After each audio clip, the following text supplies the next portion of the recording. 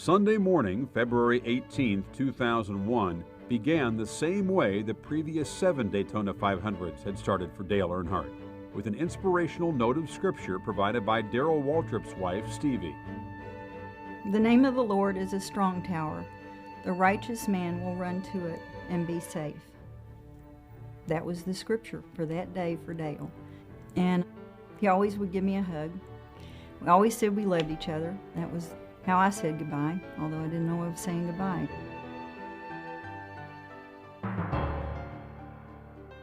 Got a couple of corporate teammates, Waltrip and Earnhardt Jr. Then the man who owns those cars, Dale Earnhardt, he's running in third. As the race wound down, Earnhardt kept the pack away from his team-owned cars.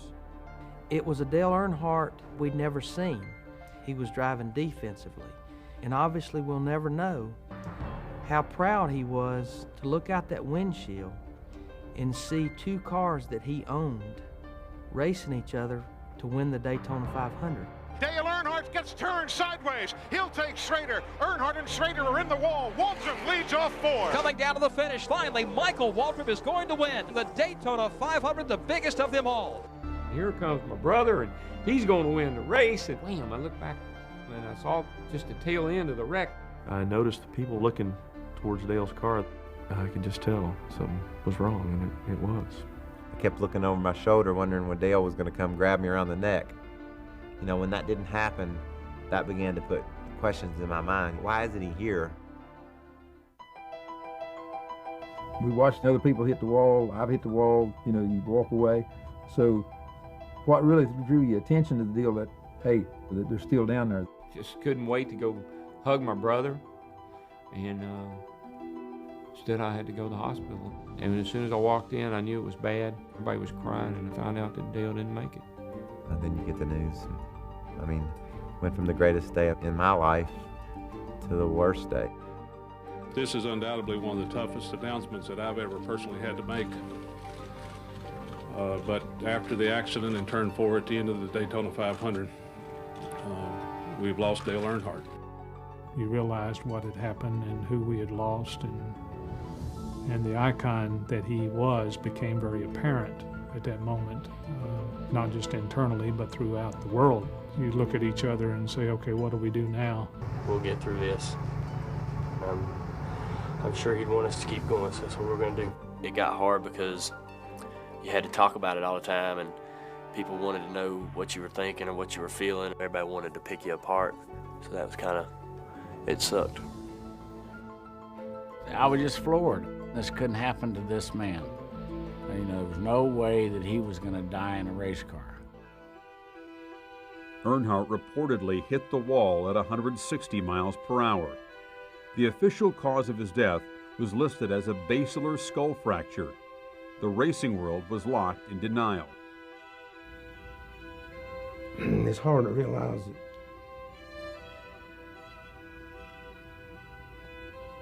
that so many people will be affected. It brought tears to my eyes, just thinking that he's not going to be able to hug his wife anymore and not going to be able to grab Dale Jr. by the neck.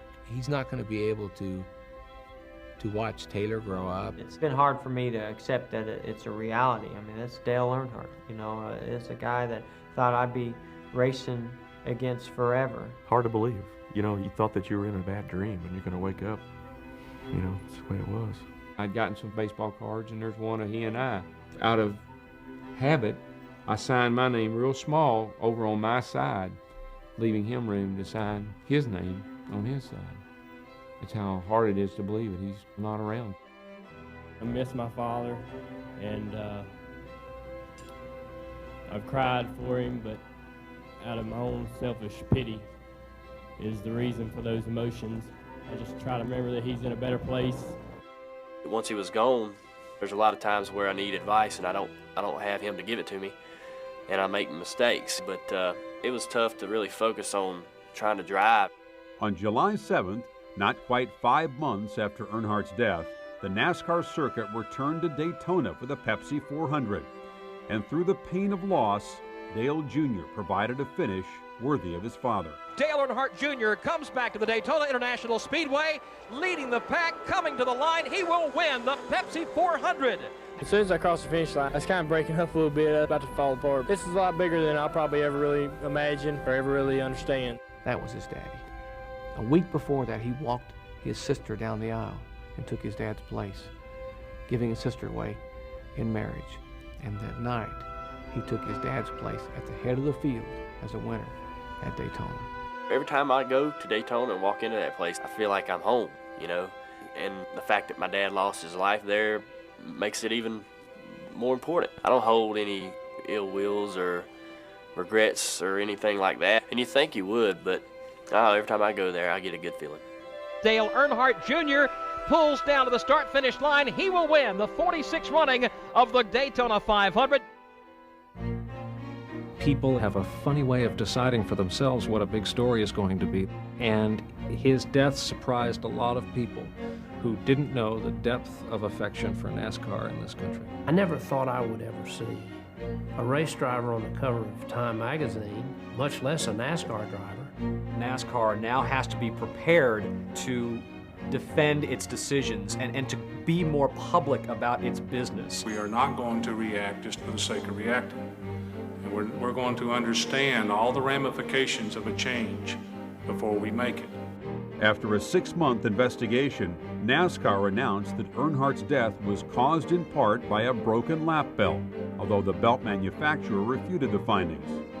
In October 2001, the impact of the tragedy was felt again when NASCAR mandated that all drivers wear one of 2 approved head and neck restraint systems. All of the drivers felt that Earnhardt was invincible.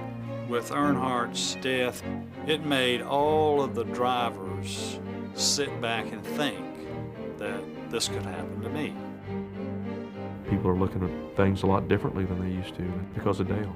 That's going to be the biggest impact that Dale's accident had, is going to make our sport safer. When we lost Dale Earnhardt, there was a international energy, if you will, to making this sport safe. We've had that opportunity to seize, and we did. And we've made great strides since then. Aside from mandating head restraints, NASCAR had outfitted nearly all its tracks with energy-absorbing barriers by 2004. Still in development is a safer, more spacious driver's compartment. Although there has not been another Nextel Cup fatality, the death of Dale Earnhardt still reverberates throughout the racing community. Dale was still the villain from the past. When he's driving that black 3 car, he's a different kind of guy than he would be if you went up to his house. You could have some real quality time with him. And that's when he let his guard down a little bit. And that's when he was a human being. The rest of the time, he was an animal. He's the guy on the New Jersey Turnpike in the big black Suburban right on your bumper.